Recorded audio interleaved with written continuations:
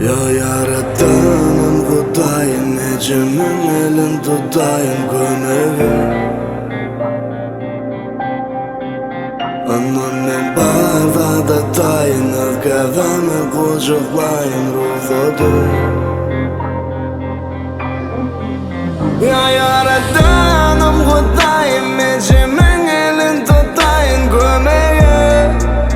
Gözüm geliyor annemin barda tayınır, kafamı kucaklayın ruhudu. Gözüm geliyor. Salam ece, bu gezek men yazdım, sen bana yazmakan. Sen yakadersin, men yakaderkem, yürekte sen makan. Bu didelim sönmeke, izine gel sonku umidum ölmeke. 5 yıl ayrılık susumu vasiyayım, beyletelim yanımda sen makan. Gözüm ağlı, yitirdim durmuşun ağını. Rapim al barını, razı bir görsen didarını. Her dem usama karışıp, eceme karışıp, yadadım yarışıp. Ayrılık bilensin, ece sağaman yanıma bir gelsin.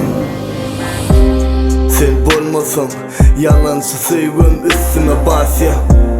Köp alın ya, nece ağlayan adamı köp kulak asyan. Yamanlık ediyen ken men arkamı bıçaklayan. Ecilesem güç almak için yine de suratın kucaklayan. Başta köp eciledim, son ecilliğim men onurmadım. Şeydi ve mul olup kazanım, vaktimi boş yere soğurmadım. Daş bile nuruna aş bile nurdum, şey deyip durmuşu kovladım. Bir sen yetin o kevem gelsen, 3 yaşlıca soğudım. Ya yaradanım Kudayım, ecemin elin tutayım kömeği. Annemin barda da tayınır, kafamı kucaklayın ruhudu. Ya yaradanım Kudayım, ecemin